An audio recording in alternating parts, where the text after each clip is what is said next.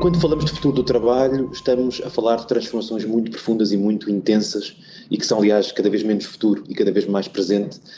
não apenas do mercado de trabalho, mas também do modo como vivemos, como os mercados se organizam, como as empresas funcionam. Esta é uma primeira nota que gostava de deixar, é que quando falamos de futuro do trabalho, estamos de facto a ter uma discussão muito mais abrangente do que estritamente a questão laboral ou do modo como as empresas se organizam. É uma discussão que tem ramificações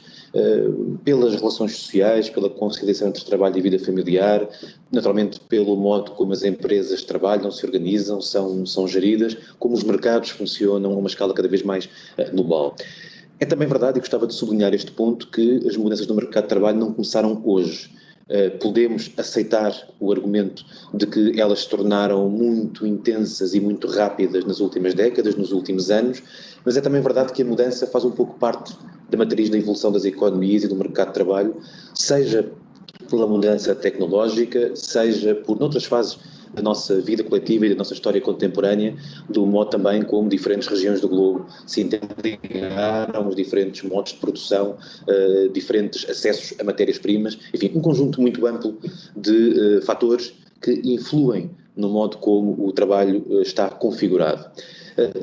Dito isto, e como disse há pouco, penso que podemos aceitar esta ideia de que as mudanças que vivemos hoje são mais rápidas, mais intensas, mais profundas do que aconteceu noutros momentos, onde é quase um ciclo de mudança concentrada, do qual nós não conseguimos inteiramente ver o resultado, até porque ele vai sempre mudando também, mas conseguimos em qualquer caso encontrar algumas tendências de força e ter a percepção de que as mudanças que vivemos são de tal ordem grandes que alguns falam mesmo numa quarta revolução industrial. Deixando de lado se é um conceito apropriado ou não, é certo que vivemos mudanças de uma magnitude muito grande,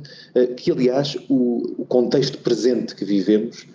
com a pandemia Covid, de um dia para o outro, a transformar de maneira muito significativa o modo como muitas empresas operam, como os trabalhadores tiveram que se optar, como nós, coletivamente, tivemos quase de um dia para o outro de nos adaptarmos para, de alguma forma, tomar uma opção que sem essa adaptação teria sido uma opção entre continuar a funcionar como se nada se passasse ou um confinamento e uma paragem generalizada e, portanto, temos de facto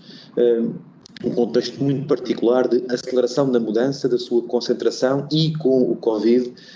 discussões que se tornaram não apenas inescapáveis, que já o eram, mas de algum modo inadiadas. O slide que vos proponho é um slide que não esgota, muito longe disso, as grandes tendências de mudança que nós vivemos e o modo como elas se articulam com novos desafios. Gostava de referir, no entanto, que as mudanças que vivemos não são apenas mudanças de tipo tecnológico, começo logo por falar da globalização, mas poderia referir um conjunto de outras matérias, por exemplo, nas relações sociais, nos laços sociais, como nós comunicamos à distância, o ênfase cada vez maior, que não é apenas das tecnologias da informação em si, mas também do modo como elas são usadas no cotidiano em diferentes esferas da vida, de aspectos que têm muito a ver com a própria tecnologia, com o modo como o mercado está organizado e com as discussões que são discussões que não se cingem à dimensão tecnológica, mas, em alguns casos, vêm não apenas criar desafios novos, mas também acentuar ou acelerar tendências estruturais. As questões da formação e da qualificação, as questões do modo como organizamos o nosso trabalho, e hoje, por exemplo, quando falamos de teletrabalho, falarei um pouco também à frente disso, não estamos só a falar de teletrabalho, quando discutimos teletrabalho estamos também a discutir o futuro dos locais de trabalho e tudo o que tem a ver com as condições de trabalho, com as relações entre empregadores, quadros das empresas, trabalhadores em diferentes funções e, claro, questões muito complexas que remetem para as questões do diálogo social, do modo como ele é possível ou não e de que modo nestas novas condições, as questões da segurança e saúde no trabalho, das condições de trabalho em contextos empresariais e laborais cada vez mais tecnológicos, e, claro, as questões da proteção social e das desigualdades, por exemplo, que são inescapáveis quando falamos também de um mundo cada vez mais tecnológico e onde assistimos a pressões muito grandes e muito antigas também já para a emergência de novas formas de trabalho, cada vez mais plurais, cada vez menos típicas do modo como se processam ao longo do tempo e entre um empregador e um trabalhador, e naturalmente as questões que têm a ver com a individualização, que não são, mais uma vez, questões específicas do mercado de trabalho, mas que têm aqui um enfoque muito particular e consequências também de políticas públicas muito particulares. Eu não queria amassar-vos com dados, não é esse o contexto. Tem havido muito trabalho de reflexão, muitos estudos, seja da seja de entidades internacionais, seja também de consultoras, de empresas, de parceiros sociais que têm vindo a fazer, também em Portugal, aliás, uma reflexão e tentativa de produzir informação sobre esta realidade que vai mudando, mas para dar um exemplo de como as mudanças que vivemos não se cingem às questões tecnológicas, dou-vos apenas estes 2 ou 3 dados de um seminário recente, de um webinar recente que promovemos no âmbito do Livre Verde do Futuro do Trabalho, em que participou a OCDE, a partir de alguns dos estudos que tem feito recentemente. O envelhecimento da população, que é uma realidade absolutamente inescapável e que se tem vindo a acentuar ao longo das últimas décadas e que previsivelmente se vai acentuar, em particular na Europa, ao longo das próximas décadas também, ou o facto de os mercados globais estarem cada vez mais integrados e, portanto, nós termos cerca de mais de 40% dos empregos nos países da OCDE que são basicamente sustentados a partir de consumidores que se encontram em mercados externos. Portanto, as questões do envelhecimento e da globalização são questões que transcendem, em larga medida, estritamente as questões tecnológicas, mas a tecnologia é também um fator muito relevante. E aquilo que nós verificamos é que 4 em cada 10 novos empregos na OCDE estão em setores altamente intensivos do ponto de vista digital, o que mostra que está a haver uma transformação muito grande do ponto de vista da penetração do digital nas economias e no mercado de trabalho. Outro exemplo que posso citar é o facto de as encomendas de robôs industriais terem triplicado na última década e previsivelmente virem não a triplicar, mas a aumentar de modo muito significativo ao longo dos próximos anos. Basta a este respeito, aliás, e no que diz respeito à automação e ao digital,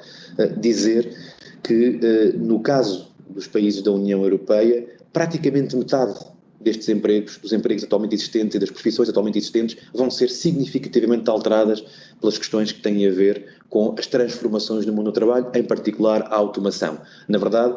cerca de 17% dos empregos europeus estão sujeitos a um elevado risco de poderem vir a ser automatizados por completo e outros 32% serem, de alguma forma, sujeitos a mudanças significativas. Não ao seu desaparecimento, mas mudanças significativas. Uma nota a este respeito, dizer que nem todos os países têm exatamente o mesmo perfil. Isto são médias, mas há países que, pela natureza dos seus setores de atividade, pelo seu perfil produtivo, pelos seus perfis de qualificações também, e Portugal tem desafios muito significativos a este respeito, podem estar mais sujeitos a este tipo de transformações, uma vez que também percentagens maiores dos seus empregos são indiferenciadas ou rotineiras.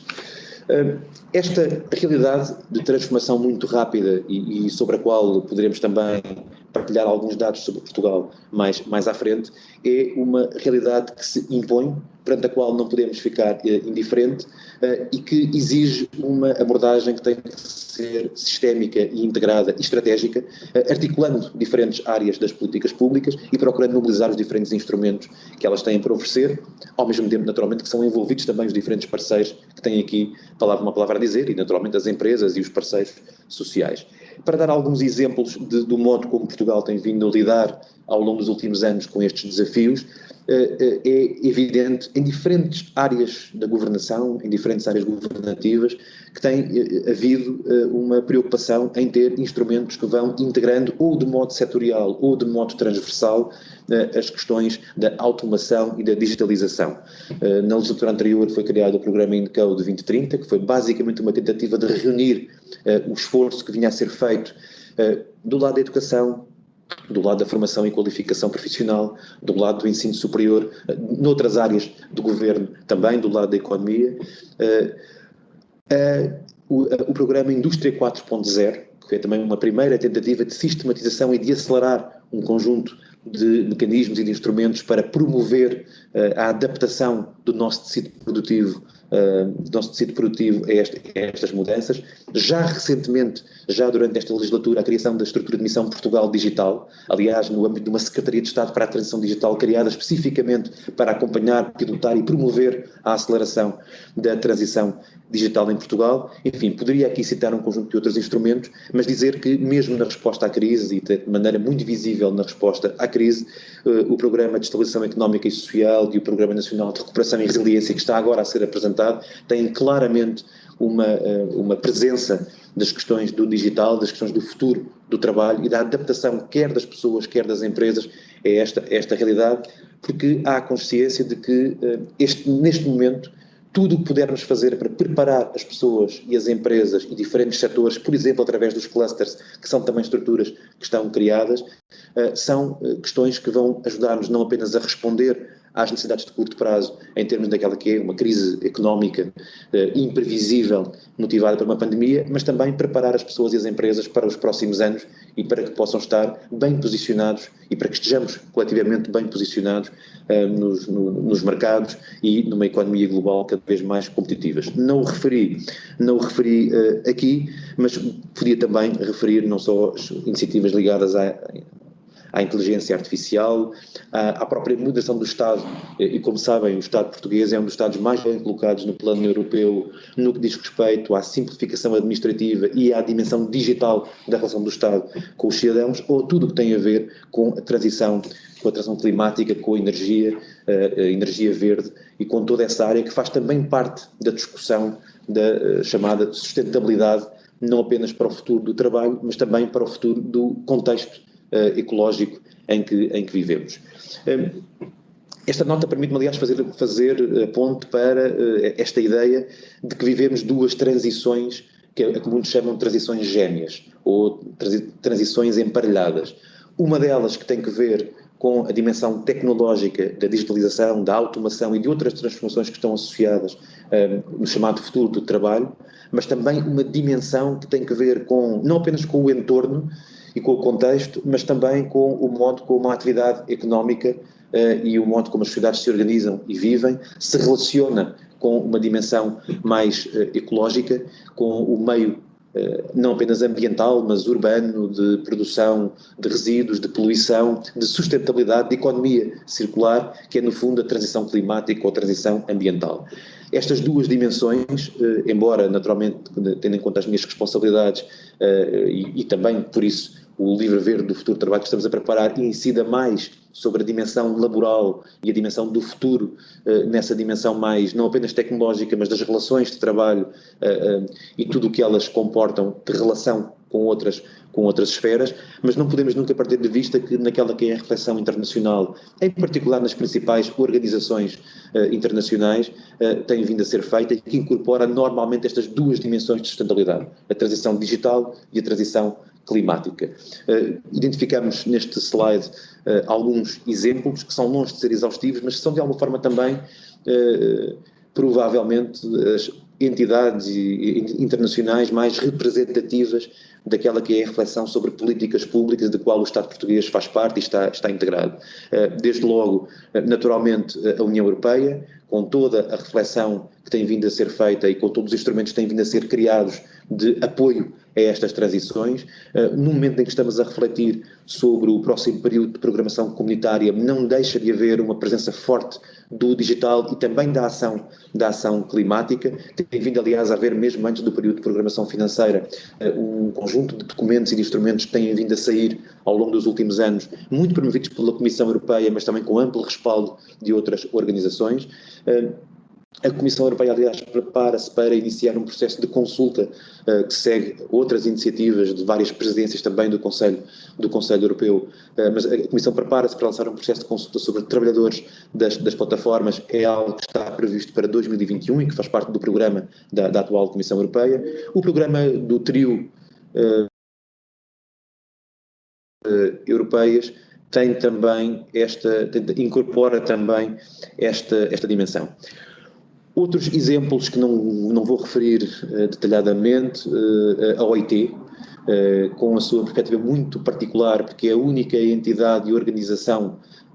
do conjunto de organizações que fazem parte do universo das Nações Unidas, que é tripartida, isto é, Estados, empregadores e sindicatos fazem de igual modo e em pé de igualdade parte da OIT e, portanto, de alguma forma reproduzem aquela que é a estrutura do diálogo social tripartido em cada país à escala internacional. A OIT comemorou recentemente o seu centenário em 2019, é aliás a única entidade que sobreviveu da antiga Sociedade das Nações criada em 1919 e o tema do centenário da OIT foi precisamente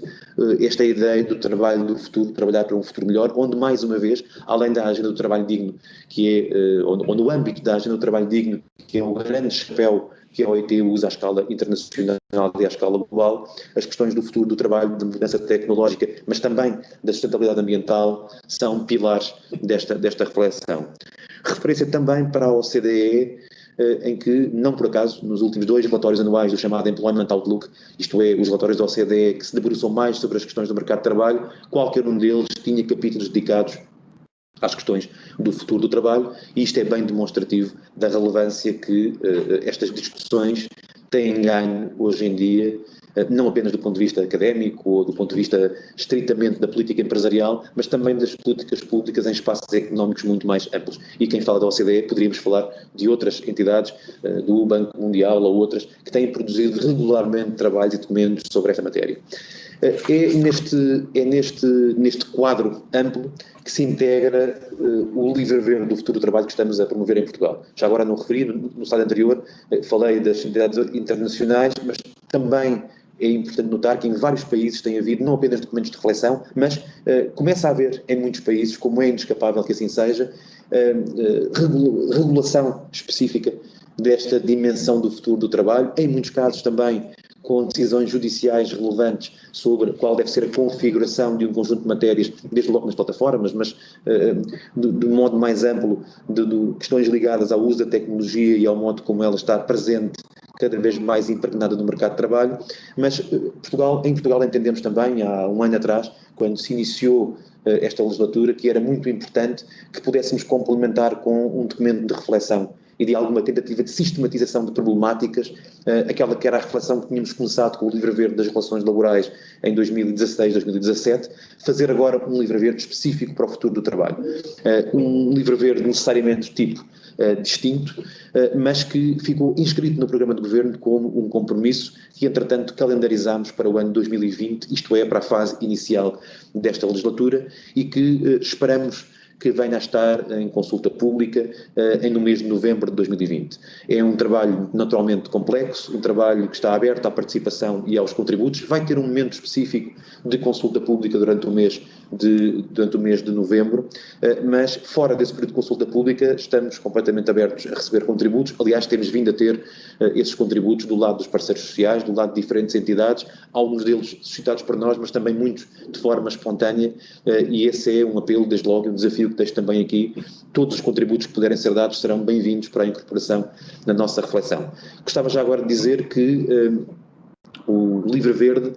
insere-se profundamente nas prioridades do Governo. Já referi que pela primeira vez há uma estrutura orgânica do ponto de vista da tutela política, que é a Secretaria de Estado da Transição Digital. Referi também que há uma estrutura de missão virada para esta área, que em diferentes áreas governativas e também através do programa INCO há um conjunto de aspectos, desde logo no que toca à formação e às qualificações, mas em outros campos que exploram e aprofundam as dimensões que têm a ver com o futuro do trabalho, mas o próprio Governo está estruturado em termos da sua orgânica em desafios estratégicos que estão consagrados depois na orgânica do Governo em ministros coordenadores para estas áreas. Isto é um Governo que, além das pastas setoriais, tem os chamados ministros coordenadores para justamente coordenarem a ação governativa em diferentes desafios estratégicos, que são fundamentalmente 4. A transição digital, desde logo, a demografia, o combate às desigualdades e a transição a transição climática. E, portanto, não são os 4Ds do digital, demografia, desigualdades e descarbonização, mas se alguém se tivesse lembrado disto, provavelmente não teria sido má ideia, porque, independentemente dos Ds ou de outras letras, são estes os desafios estratégicos e, de alguma forma, todos eles interpelam esta discussão do futuro do trabalho. O digital, pelas razões evidentes, a demografia, porque há dimensões demográficas muito relevantes envolvidas neste debate, as desigualdades, pelas razões também evidentes de que diferentes pessoas, diferentes grupos sociais, diferentes níveis de qualificações, diferentes gerações estão expostas de modo diferente e estão melhor ou pior preparadas para estes desafios e, claro, as questões da descarbonização, da transição climática, da energia verde, que são uma discussão, diria, fundamental para o nosso futuro coletivo, não apenas do futuro do trabalho, mas de um modo mais amplo, enquanto que serão, aliás, complementadas na segunda parte desta intervenção pela doutora Ana Neves, que é a coordenadora executiva deste livro verde, que já agora, para também informação, tem como coordenadores científicos o professor Guilherme Drey, da Faculdade de Direito de Lisboa, e a professora Teresa Coelho Moreira, da Universidade do Minho. Neste livro, como já referi, tivemos uma grande preocupação de fazer uma auscultação tão ampla quanto possível e que vai culminar com a discussão pública, de procurar alinhar o livro verde com aquelas que são hoje as grandes discussões internacionais, os grandes tópicos das discussões internacionais, uma cobertura temática que está muito centrada, claro, sobre as questões do trabalho, as novas formas de trabalho, a sua regulação, como é que se relaciona estas novas formas de trabalho com a regulação mais tradicional das relações laborais, eu diria, típicas, as questões proteção social de amplas franjas da nossa população que no futuro poderão estar a vir a estar enquadradas neste mundo mais digital e, claro, as questões inescapáveis da formação e da qualificação e com uma preocupação que é uma preocupação que não é uma preocupação apenas do Ministério do Trabalho, mas que é uma preocupação que encontra respaldo hoje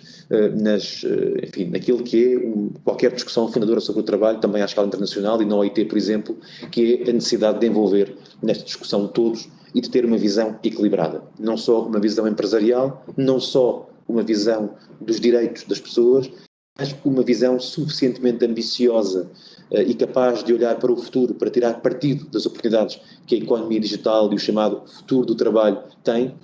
mas também uma capacidade para regular de modo adequado e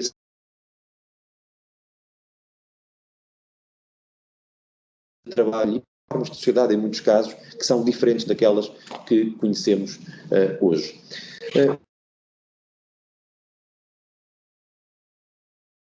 O equilíbrio que refiro, não vou explorar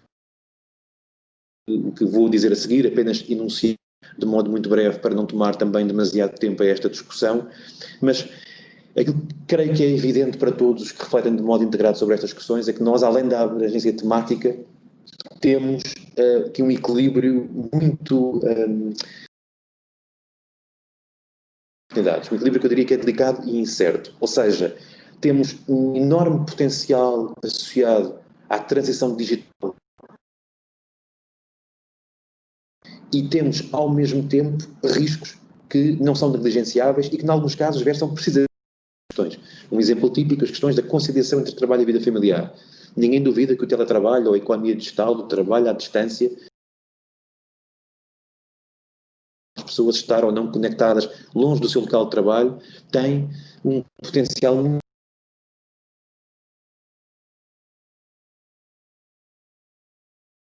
ao mesmo tempo e de igual modo que, da mesma maneira que tem um enorme potencial, é também um enorme risco de vermos o trabalho, a diluição dos tempos de trabalho, o aumento das horas de trabalho, a invasão das esferas das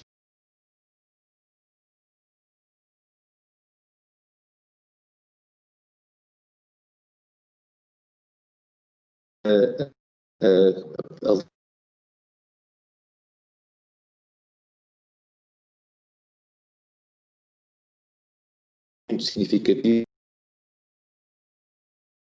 possibilidade de escolha das pessoas, mas também pode conduzir a situações de isolamento, de perda de contacto com colegas, de alteração das relações cotidianas, de transformação da vida nas cidades e ter, por outro lado, riscos relevantes também de invasão da privacidade e de questões que se colocam de modo muito premente sobre a proteção de dados, sobre a cibersegurança e outros problemas. Eu, como digo, não referirei em detalhe cada uma destas questões e discussões. A nota que gostava de deixar é esta: as oportunidades do futuro do trabalho comportam também riscos, e aquilo que procuramos fazer, dito assim parece simples, mas evidentemente não é, temos de conseguir conciliar o tirar tanto partido quanto possível das oportunidades, mas minimizando os riscos. Só mais um exemplo: as questões, por exemplo, da formação e da qualificação, que nos abrem portas muitíssimo grandes, e quando olhamos, por exemplo, para as gerações mais jovens, para a percentagem de jovens que está no ensino superior em Portugal, que está hoje muito perto daquelas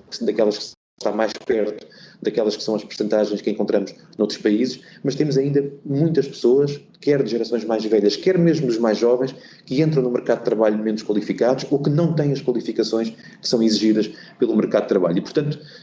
nesta nota de equilíbrio e de não ver nem apenas um futuro promissor, uma visão, se quiserem, jubilatória do futuro do trabalho e da transformação digital, mas não ver também uma visão catastrofista e negra de algo que nos condena a um mundo pior. Vivemos um trabalho digno e uma sociedade com menor coesão social e com menor qualidade de vida e de bem-estar. Terminaria identificando algumas das discussões atuais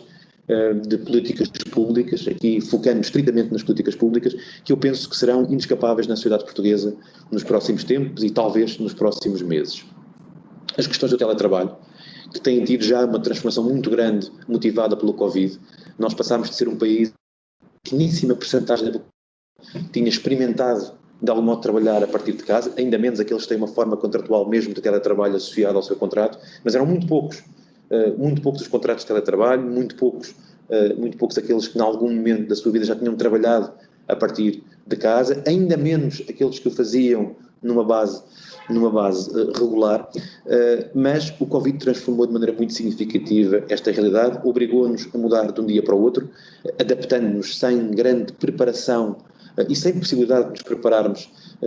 de outra maneira, tomando uma escolha muito difícil, que era entre o teletrabalho e um conjunto de soluções de recurso, ou pura e simplesmente parar amplos setores da economia portuguesa. Mas à medida que o tempo vai passando e que o Covid vai também tendo a sua evolução, que percebemos que não é tão rápida como no momento inicial se pensou, mas acima de tudo preparando-nos para o futuro, ou seja, nem tudo será como foi durante o período do Covid, não será o mesmo número e percentagem de pessoas a trabalhar à distância e a partir de casa, mas claramente também não voltaremos por inteiro aos números que tínhamos antes do Covid, e pode haver e haverá seguramente a tendência para haver um alargamento deste tipo de prática, quer por vontade dos trabalhadores, quer muitas vezes por estratégia empresarial. O balanço do teletrabalho está largamente por fazer, não creio que o possamos fazer a curto prazo. Trabalhar à distância e usando ferramentas de trabalho à distância durante uma semana, um mês, 2 meses, 3 meses, é diferente de transformar isso num mecanismo estrutural, tem implicações diferentes para a produtividade, para as culturas empresariais, para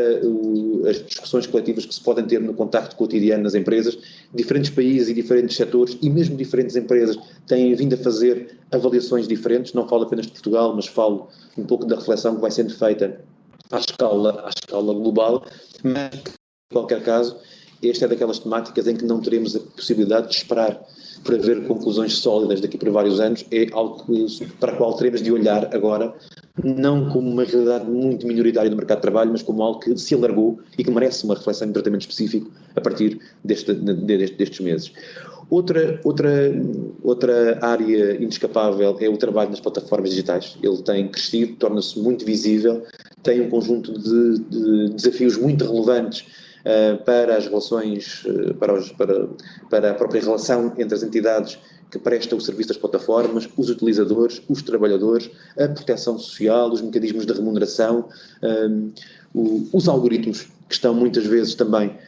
na base, não apenas das plataformas digitais, mas de um conjunto de outros mecanismos de operação da economia digital no seu todo, e é também uma área que tem vindo, a nível internacional, a ser cada vez mais abrangida. Outro tema muito saliente, que aliás se coloca de maneira muito particular quando está em causa o teletrabalho, é a questão do direito a desligar, ou de maneira mais ampla, as questões da desconexão.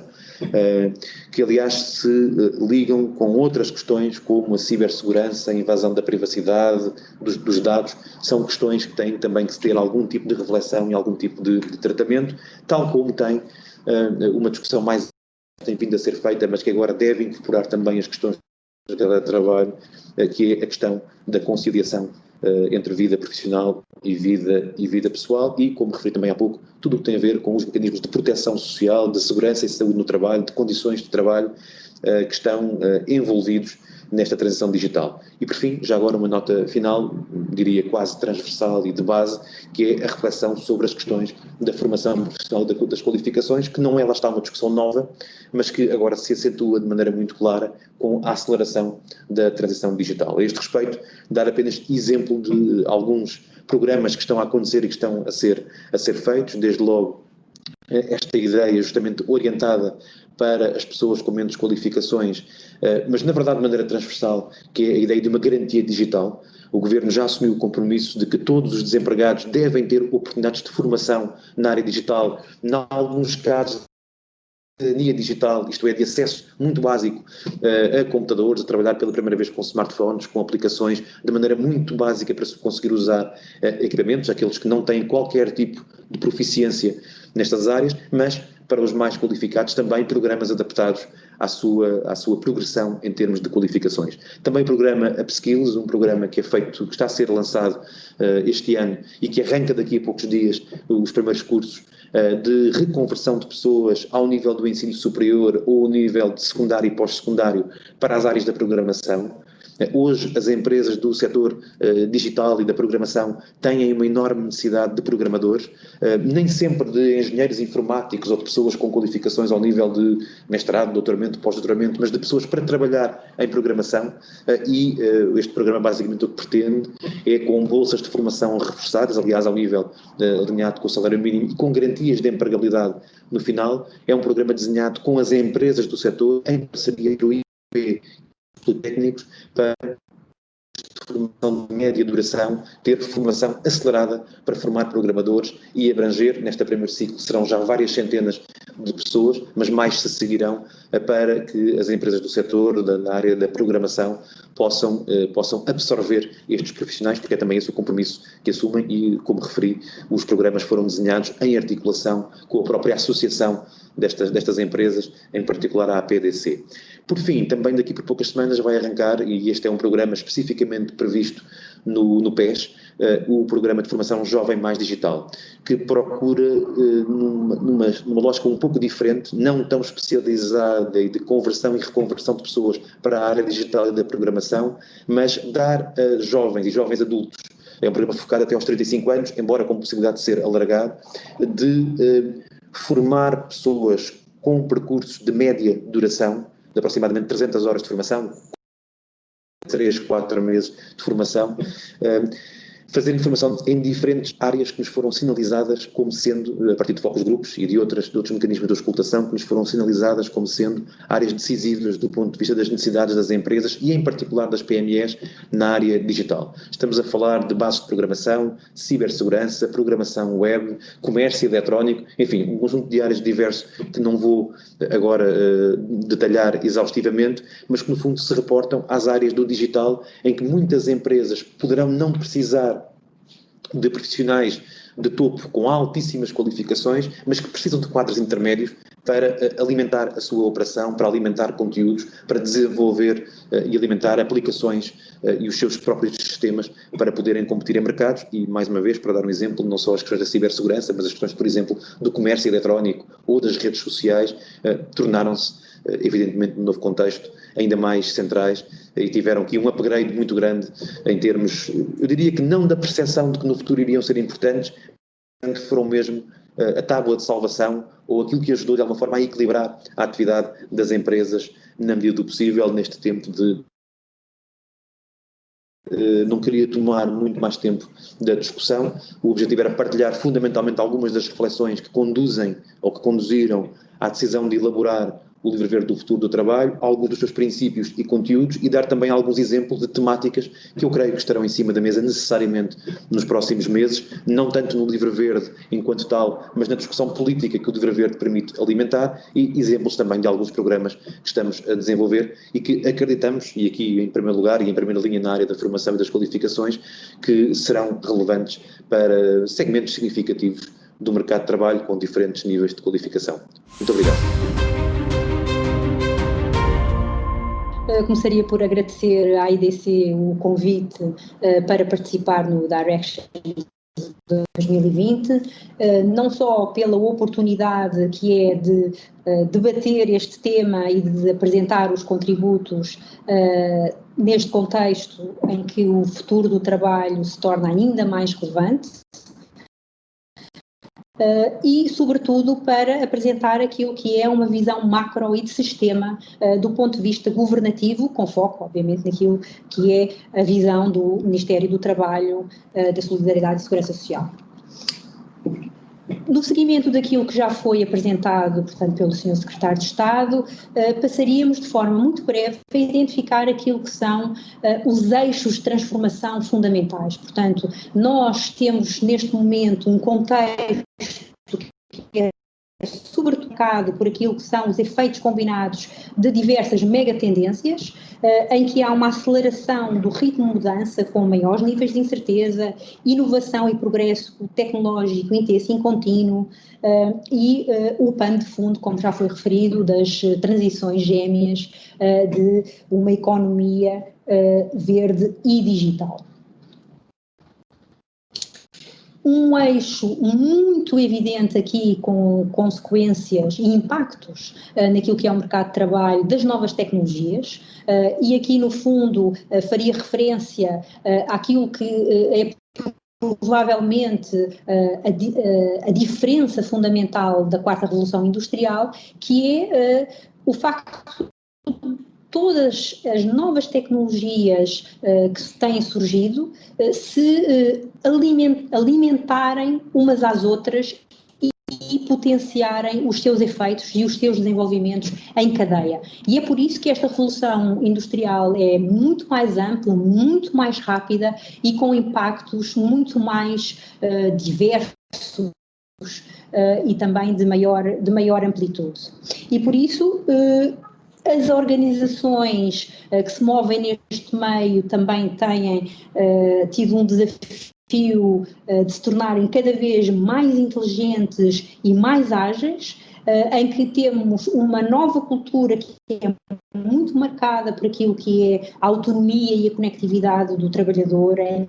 que encontramos novas práticas de gestão de recursos humanos e de liderança, em que há uma necessidade cada vez maior e uma preocupação com aquilo que é a retenção e o desenvolvimento de talentos, um foco no aumento de produtividade, a procura de termos estruturas não só inteligentes, mas também ágeis e flexíveis para responderem de forma rápida às transformações no seu ambiente envolvente, uma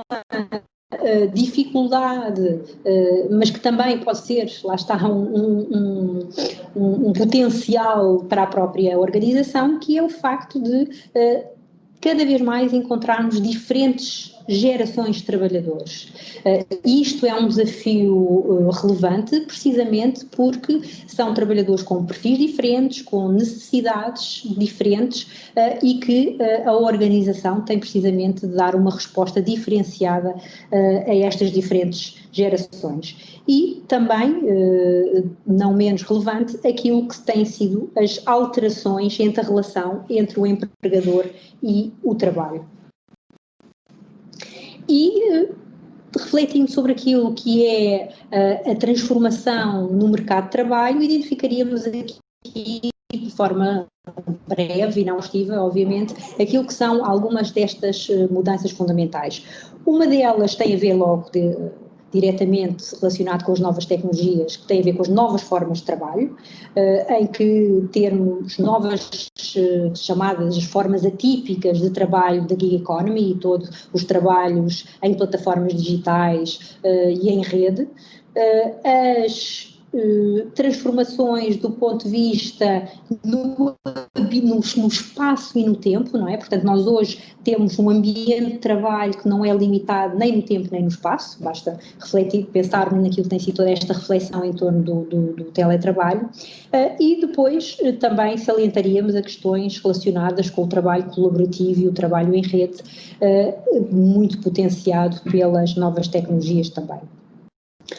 Outra linha de desenvolvimento e transformação muito relevante é aquela que tem a ver com os percursos profissionais, em que claramente hoje já não temos uma carreira para a vida, mas temos sim uma carreira que é marcada por diferentes profissões e por um percurso muito menos linear, mais flexível e também aqui com um potencial para ser mais interessante e potenciar aquilo que é o desenvolvimento do próprio trabalhador, mas que também tem outras exigências, desde logo àquilo que é a desatualização muito acelerada das competências, não só nesta componente envolvente em que a realidade se altera muito rapidamente, em que surge uma nova tecnologia e em que é preciso ter competências para lidar com esta nova realidade, mas também precisamente para que o trabalhador tenha um percurso mais flexível com as competências que são necessárias para esta carreira mais diferenciada e menos linear. E por isso também a necessidade não só daquilo que são as competências técnicas, para lidar e as competências digitais para lidar, como foi referido, com os desafios das novas tecnologias e a nova inovação constante, mas também para dotar o trabalhador, portanto, neste caso, ser humano, daquilo que são as competências sociais,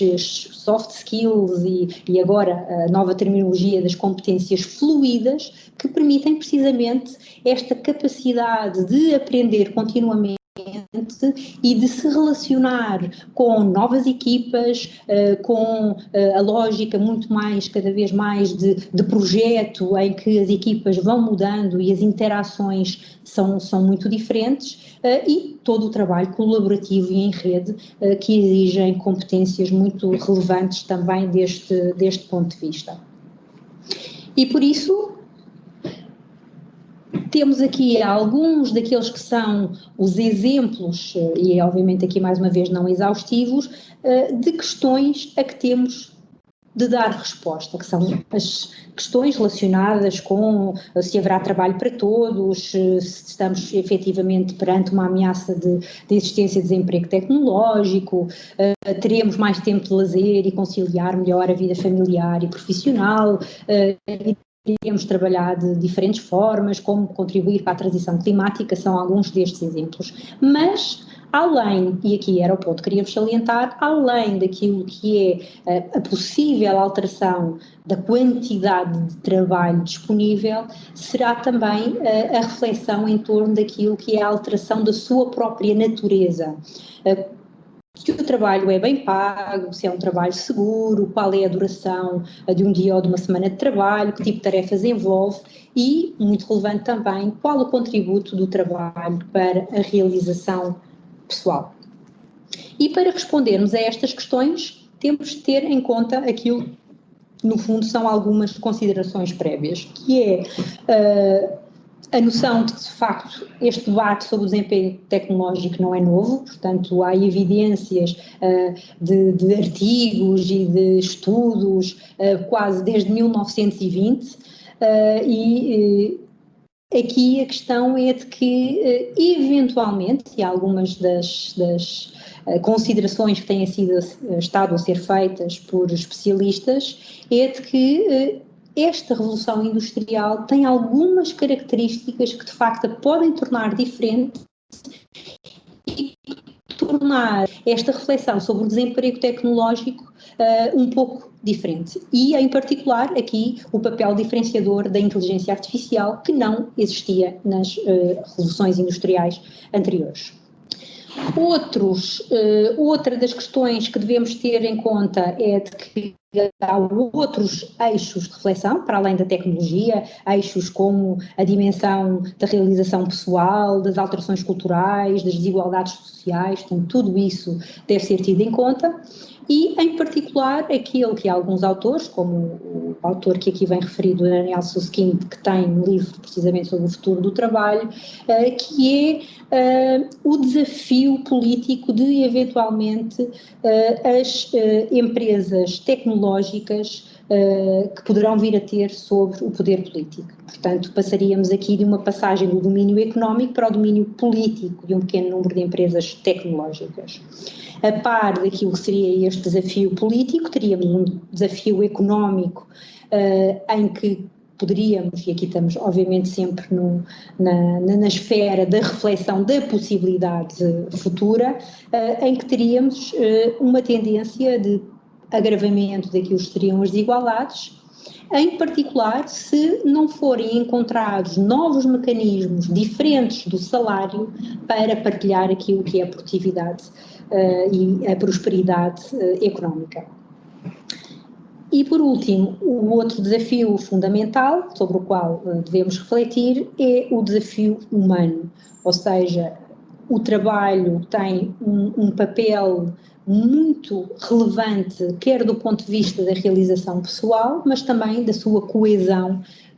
do ponto de vista social e os seus contributos para a sociedade como um todo, e por isso devem ser encontradas novas formas de realização e de sentido quando temos um mundo com menos trabalho tradicional. E, no fundo, aquilo que tem vindo a ser identificado pela maior parte dos autores é que temos, essencialmente, aqui duas forças distintas que vão marcar, precisamente, as potencialidades, os riscos e as oportunidades do futuro do trabalho. Uma força negativa que é a força de substituição, em que, no fundo, quase que a tecnologia substitui o ser humano nas suas funções, e a força positiva que contribui para um aumento de produtividade e que é a força da complementação. Aqui, o que tem vindo a ser referido por parte dos autores atuais é que o que pode diferenciar, em particular, esta nova revolução industrial, sobretudo pelo papel da inteligência artificial, como foi referido, é que esta força de substituição pode vir a sobrepor-se à força de complementação. Ou seja, neste momento e até agora, é verdade que temos tido as duas forças em dinâmica, em que em alguns setores e algumas atividades a força de substituição é mais visível, e noutros a força de complementação, e esta é aquela que tem vindo a sobrepor-se. No entanto, com o potencial de substituição do ser humano por via daquilo que são os novos desenvolvimentos desta nova vaga de inteligência artificial, pode, e sublinho o pode, que é ainda uma incógnita, sobrepor aquilo que é esta substituição e não a complementação. E, no momento atual, quando queremos identificar aquilo que são os potenciais de automação e substituição em determinados setores, regiões, para identificar aquilo que são as respostas que a política pública tem de dar, devemos focar-nos na variável tarefa e não na profissão. Ou seja, nós identificamos alguns estudos iniciais com estimativas de probabilidades de substituição de algumas profissões e até algumas profissões que vão desaparecer daqui a 10 ou 20 anos, e esse paradigma de reflexão foi alterado por aquilo que é conhecido pela hipótese ALM, em que um dos grandes autores, portanto, o David Autor, que reflete de forma muito profunda sobre este tema do futuro do trabalho já há bastante tempo, e defende e demonstra que o foco deve ser naquilo que é a tarefa e não a profissão, porque uma profissão é constituída por diferentes tarefas e algumas têm potencial de automação maior do que outras. E no futuro, aquilo que vai ser necessário, independentemente da dinâmica destas duas forças e qual delas se irá sobrepor, teremos sempre aquilo que são as disparidades de qualificações, entre aquilo que são as qualificações necessárias e aquelas que estão disponíveis, as disparidades de localização e ofertas de trabalho, ou seja, nós podemos ter ofertas de trabalho numa determinada região e não ter as pessoas disponíveis nessa mesma região, portanto, o que implica aqui também respostas, digamos, ao nível daquilo que é a mobilidade para estas ofertas de trabalho, e aquilo que são as disparidades de expectativas profissionais, em que, com base nestas duas disparidades anteriores, as pessoas poderem não estar disponíveis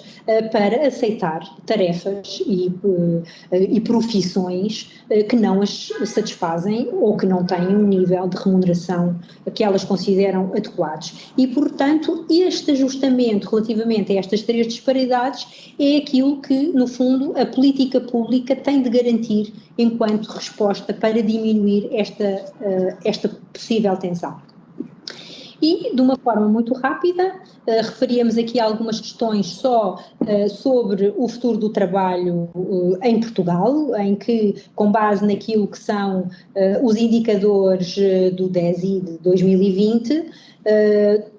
temos indicadores bastante positivos relativamente à rede, à implantação da rede e à prestação de serviços públicos digitais, e realçar também que, ao nível daquilo que é a utilização de serviço de internet pelos cidadãos, que com a pandemia teve um aumento muito significativo, um aumento esse que ainda não está refletido neste quadro e que no próximo ano certamente terá um valor muito mais alto. Por outro lado, o desafio em Portugal será ao nível da transição para aquilo que é a 5G e, sobretudo, aquilo que são os indicadores relativos às competências digitais. Se olharmos para este quadro, vemos claramente que Portugal, em todos os indicadores, está abaixo daquilo que são os níveis da União Europeia, apesar da progressão em alguns dos indicadores, mas desde 2018 que sistematicamente temos estado abaixo daquilo que são os indicadores médios ao nível da União Europeia.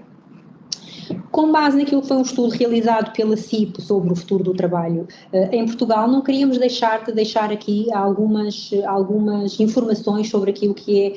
o perfil nacional e que, como verão, encerra aqui alguns desafios muito significativos. Isto porquê? Porque mais de metade do tempo laboral em Portugal é despendido em tarefas repetitivas que têm, estas sim, um valor muito alto, diria eu, de 70% de potencial de automação. Portanto, todas aquelas tarefas rotineiras e repetitivas que têm um grande potencial de automação são aquelas que têm maior peso em Portugal. E, sobretudo, quando apenas 13% dos trabalhadores desempenha tarefas não rotineiras e de elevada qualificação.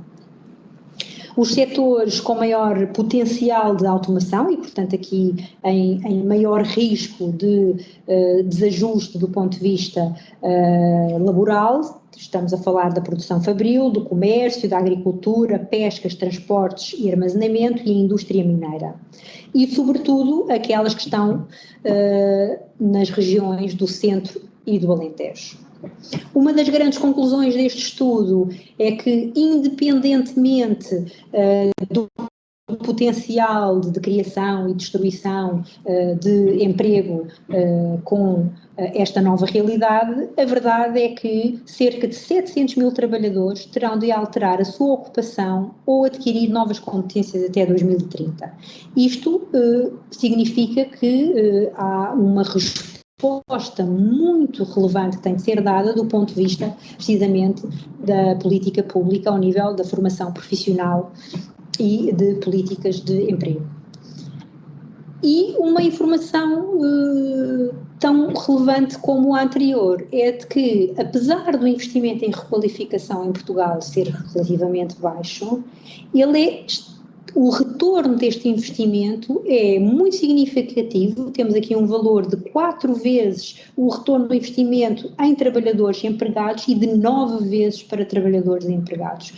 o que de facto demonstra que há um retorno significativo deste investimento que claramente vai ter de ser feito em requalificação dos trabalhadores. Deixaríamos aqui algumas questões para debate. Este estudo que saiu mesmo há muito pouco tempo do grupo da ADECO, em que fica evidente que o mundo do trabalho mudou e mudou significativamente depois da pandemia, que acelerou e potenciou algumas das transformações que já vinham a ocorrer, tal como as questões do trabalho das 9 às 5, o local fixo do trabalho, o papel da liderança. Claramente aquilo que hoje é visto como um potencial daquilo e do novo normal, daí o título interessante do Resetting Normal, portanto a nova noção daquilo que é o novo normal, não é? Uma expressão comumente utilizada, e que daquilo que interessa para a discussão do livro verde do futuro do trabalho e para as quais pedimos também aqui os contributos que nos possam querer fazer chegar e que poderemos debater, têm a ver sobretudo com os níveis de emprego, o ajustamento entre a oferta e a procura de emprego, a criação de novos empregos e as profissões do futuro, que políticas públicas devem ser desenvolvidas, em particular relevância das infraestruturas, da investigação, de financiamentos, incentivos à procura e à contratação, o impacto que a economia digital terá no emprego e nos diferentes setores de que fazem parte, como é que este impacto tem sido vivido e quais são as expectativas, os setores, as qualificações, como se devem desenvolver novas oportunidades para aqueles que não podem ficar para trás, como aqueles que têm baixas qualificações, os empregados de longa duração, as pessoas com deficiências e incapacidades, migrantes, jovens e famílias monoparentais, que normalmente estão em situação de desigualdade e de maior fragilidade. E, portanto, com isto, muito agradecemos mais uma vez esta oportunidade e ficamos expectantes daquilo que serão os vossos contributos para esta matéria. Muito obrigada. Welcome to this session focused on the theme of future of work. My name is Roberta Bigliani and I have the pleasure in IDC Europe to be responsible and managing industry research, but also the future of work practice that we created a few years ago. If you move to the next slide, I would like to basically share with you in the next 10-15 minutes for suggestion, for strategy that you could consider to basically deploy the next work experience. And those strategies are focused on 4 elements. The first one being the workspaces, the second one being talent, the third, trust, and last but not least, a significant change in the organizational culture. If we move to the next slide, we can start with the first of these dimensions, the workspaces. And when I'm talking about workspaces, I would like you not to think just to the physical environment of an office or your home office due to COVID or co-working spaces that we are they're becoming popular. I really would like you to think about the entire framework, the infrastructure that is digital and physical, in which we will be working with hybrid models. And it is very important to focus on intelligent and agile workspaces, because there are benefits related to that. And in fact, if you think about the data that are presented in this slide, we are measuring and we are expecting to measure significant increase, even 30% of increases in productivity, a decrease in the turnover, and also higher revenues per employees for companies that are really implementing those type of workspaces compared to their peers. And if we move to the next slide, we can see the typical consequences of inflexible work environment. How many of us has to deal with, and you see the percentage from our surveys, with an efficient and still too manual processes, one company out of two at least, or difficulties in communicating and collaborating with your colleagues. And also difficulties in understanding the entire processes in which your activity is fitting. And of course, the difficulties in relating, not just with the colleagues inside the company, but with all the external stakeholders and people you have to collaborate. And this translates into a lot of issue when you think about your day-to-day activity in terms of time spent in looking for the right information, or time spent in switching between different applications that are needed to go through one series of tasks. And again, if you think that one company after two say that they spent an enormous amount of time in finding the document, you can understand why it's so important to basically look for a different kind of environment. And if we go to the next slide, we see probably the three pillars that we have to think about when we have to design agile and intelligent workspaces. We need to put the people, the employee, the workers, being a field workers or an office worker, a knowledge worker, or any kind of type of person, in the sort of position where it can really develop and produce the outcome of what is supposed to do. And it is very, very important to provide the person with the data, but data that are put in the context of the activity that needs to be done. Because if not, there is an effort in understanding the data rather than doing the right activity. And we have to think about ways of augmenting the capabilities, the physical, but also the cognitive capabilities of workers, so that they are enabled and empowered when they are doing their executing their process. And last but not least, we need to think about how to enable an agile working type of methodology with swarming teams, forming to basically fix and deliver what is the priorities that the company is having in that very moment. And this is very important in a context that is so fluid like the one we are living today. In the next slide, you can see the kind of conceptual design that we are looking at IDC when we want to say and share the principle of what an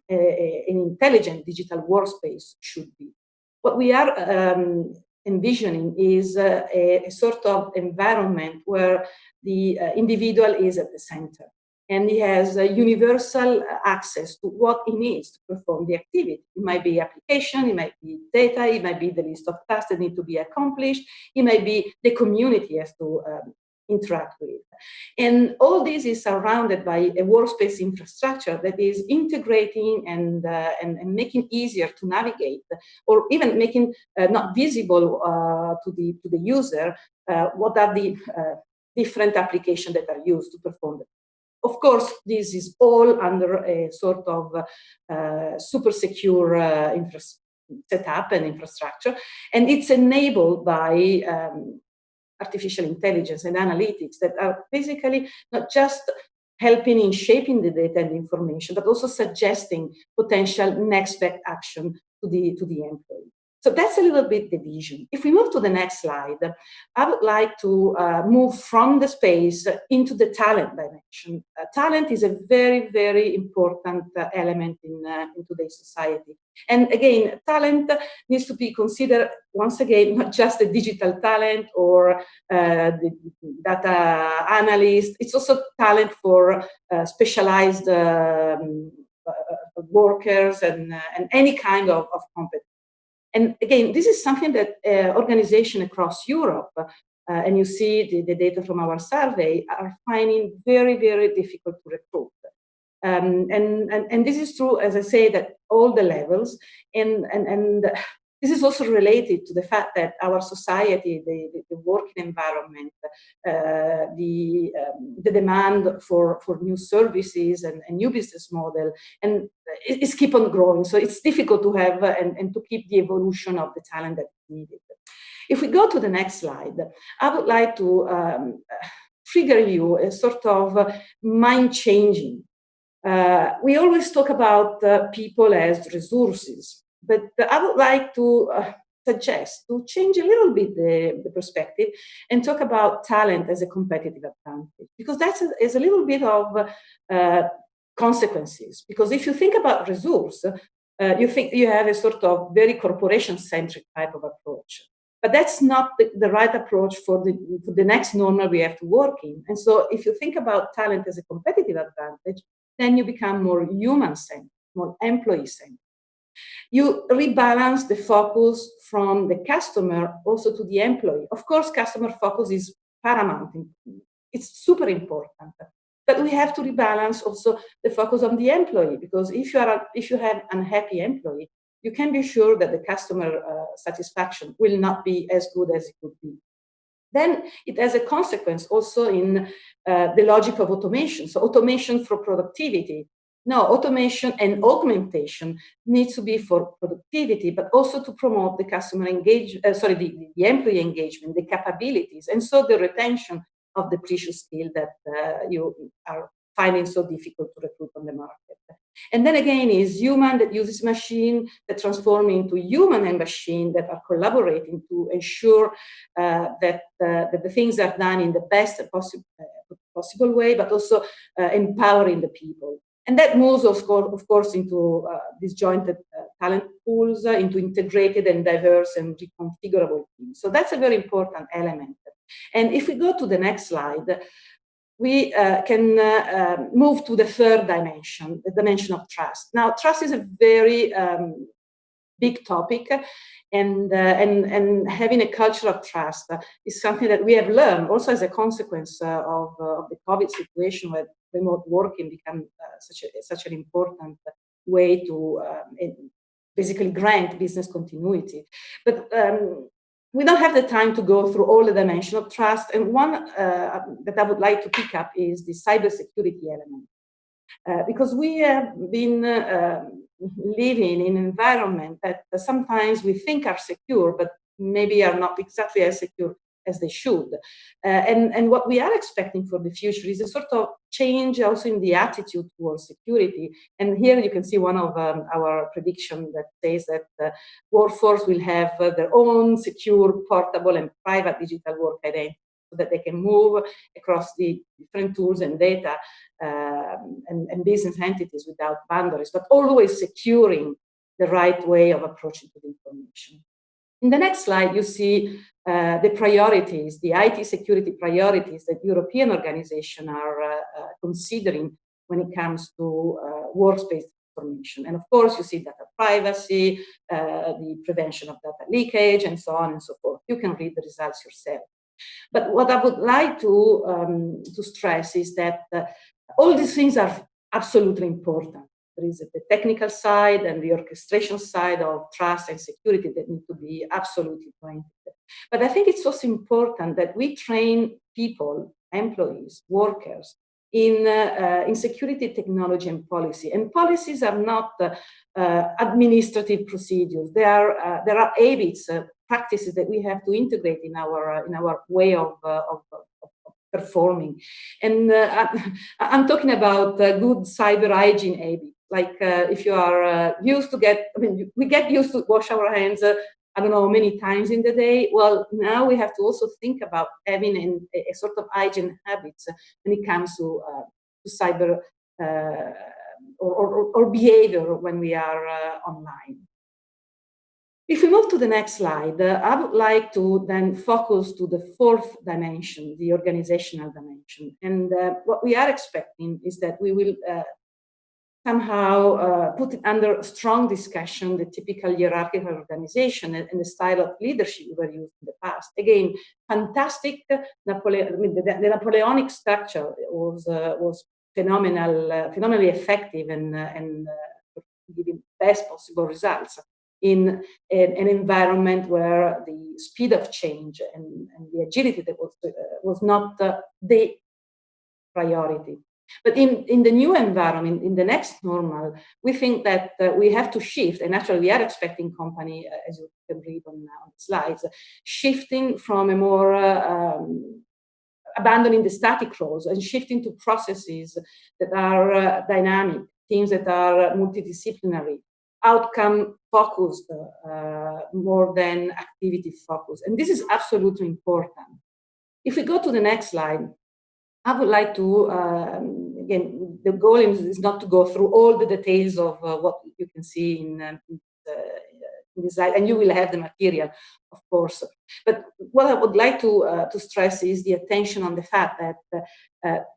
there is a sort of combination and link between the culture, the creation of this agile team, and the tools and the technology that support the activity. This is very, very important. So if you want to have agile team, you also need to think about how to integrate collaboration tools with AI, so that the model or the needs of swarming team can be even predicted and make it much easier to be achieved.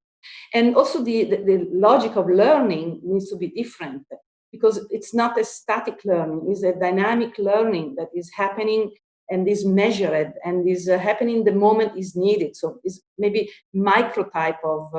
learning that is what you need to do something in this moment. And you do it, you develop your skill, also enabled by new kind of training technologies, but also you measure your advancement. And so it's a completely different logic also in organizing the training path and the continuous learning that is needed in the company. Let's move to the next slide, because we have seen those four dimensions. So say the workspaces, talent, the trust, and the element of the organization. But I want to reiterate that is really important if we want to transform and become more mature companies from a future of work perspective, to continue to focus on the employee experience. Because employee experience is the way not just to basically increase productivity, but it's also a way to increase loyalty and retention. And this translates into revenue growth, into better customer retention, in profitability, new customer acquisition, and so on and so forth, as you can see in the chart on the slide. And in order to focus on employee experience, we need to understand that also when you are using tools, the user experience is important. So we have to pay attention to that. We need to understand the personas that we have into the company. And of course, truly believe in what we want to achieve and show with, from the top management throughout the entire organization, the cultural change and manage the cultural change. If we move to the next slide, I would like to share with you also an element of coming from our Future Work survey that shows that, of course, people is rewarded and the employee experience is somehow, if you will, also related to the career opportunities, the salary, that's for granted. But as you can see from this chart, the number one most impactful initiative to drive employee experience in Europe is to really provide the right technology, the right tools to the people that have to perform the activity. This is a quite important element because sometimes we look at the soft part of the story, which is absolutely important. But let's not forget the the other part, because you can see the frustration of someone that has to, again, to do a task, moving from whenever number of application, or is using things that are not working, and then you are maybe a customer and you're waiting, and the person is getting stressed because you're looking at him or her, and the entire experience is damaged. And so pay attention to all the dimensions, the physical, the cultural, the tools that you are providing, because this is helping really to create employee engagement. And I would like to conclude, if we move to the next slide, the presentation with a final element. We have described the 4 dimensions, if you will, but one element that I think is so important when we are designing our strategy in creating new working experience, we have to work on 3 layers. We are used to talk about win-win. I want to introduce this concept of win-win-win. So we win 3 times. If we look at these 3 dimensions, so I focus to what matters to my employee, and I make these things very useful, because this is a very effective outcomes on the business side. And so I'm moving from the level of employees to the level of business. And if I do it right, and if I can also, as a company or an organization, make a sort of new purpose as a company, and for instance, socialize the experiences related to employability, and working together as a system, then we have a sort of 3rd level, which is the social responsible one. And so we win 3 times: purpose, business, and employees. And with that, I would really like to thank you for your attention. Thank you very much. O meu nome é José Esfola, sou o responsável das operações da Xerox em Portugal e vou falar-vos do nosso propósito e da nossa missão em torno das transformações da forma e do local de trabalho. Irei começar por partilhar alguns dados de um estudo que recentemente publicámos sobre o Future of Work e os efeitos da pandemia na forma de trabalhar, passar também pela nossa oferta de produtos e serviços e como a adaptamos para responder aos atuais desafios e, por fim, dar-vos também alguma informação sobre o que temos em desenvolvimento para o futuro próximo. Partindo para o estudo de Future of Work. Neste estudo encolhemos a opinião de CEOs e responsáveis de TI dos Estados Unidos e Europa, quer do setor público, quer do setor privado, em praticamente todas as áreas de atividade, e que aproveito para referir está disponível para consulta ou download na nossa página web. Sem ser exaustivo, em jeito de balanço, referir-vos apenas alguns dados que me parecem mais relevantes.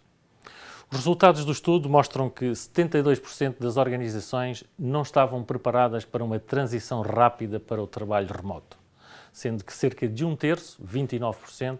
referem a tecnologia, ou a falta dela, se quisermos, como um dos pontos mais débeis desta transição. Para o futuro, o que nos dizem os decisores é que a vasta maioria, 82% das empresas, planeiam voltar ao trabalho em escritório nos próximos 12 a 18 meses.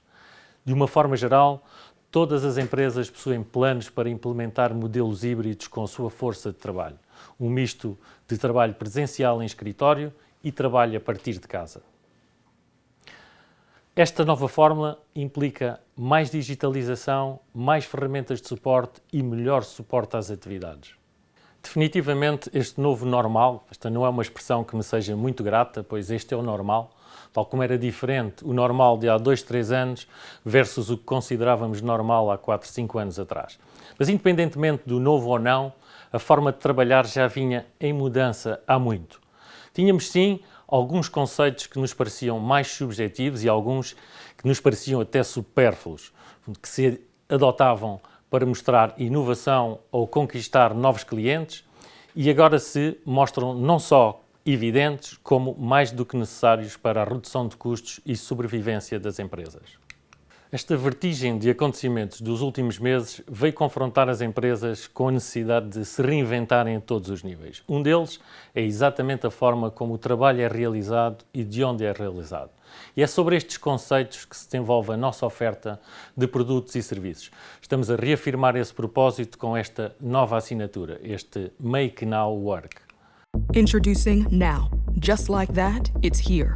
Now doesn't wait, it accelerates. Now won't change for you. You have to change for it. Now wants you to listen to it. Now demands to work differently. To access anything from anywhere. To draw ideas from data. To experience a personalized world. So every time now arrives, our people, products, and services help you make the most of it. Make now work. Xerox. Neste novo agora, a nossa oferta de produtos e soluções cobre áreas tão diversas como equipamentos e tecnologia para o posto de trabalho, software e serviços para captura e gestão de conteúdos e solução para a otimização de processos e fluxos de trabalho. Soluções para organizações de qualquer dimensão, soluções assentes numa infraestrutura segura de cloud e suportadas por uma rede global de gestão, serviço e suporte amplamente reconhecida pelo mercado. E falo de ofertas de serviços mais complexas, como este exemplo para o setor da saúde, integrando a gestão de relação e interação com pacientes, com a captura de informação, extração e validação de dados.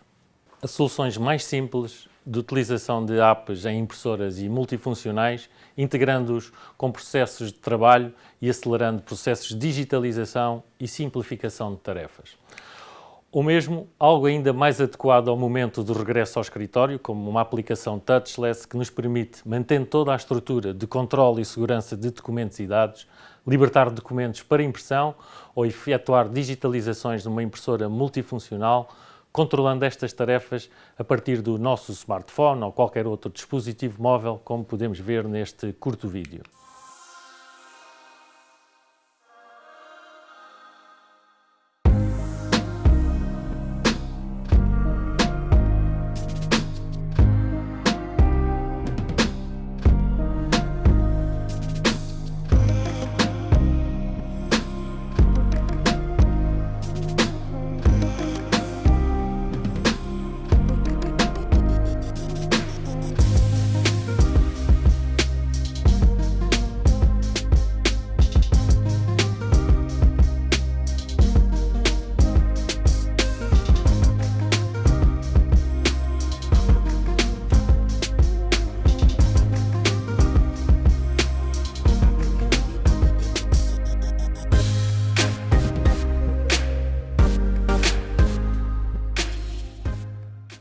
Para finalizar, referir-vos apenas a visão externa do mercado, dos clientes, de analistas que nos consideram um fornecedor de tecnologia de vanguarda com capacidade de implementação e visão futura. Em Portugal, é com um enorme orgulho e também com um enorme sentido de responsabilidade para com os nossos clientes e parceiros que refiro a nossa liderança de mercado em Managed Print Services, a nossa liderança de mercado em impressão digital para a indústria gráfica, bem como o facto de sermos reconhecidos como um fornecedor e empregador de excelência. Muito obrigado pelo vosso tempo e atenção.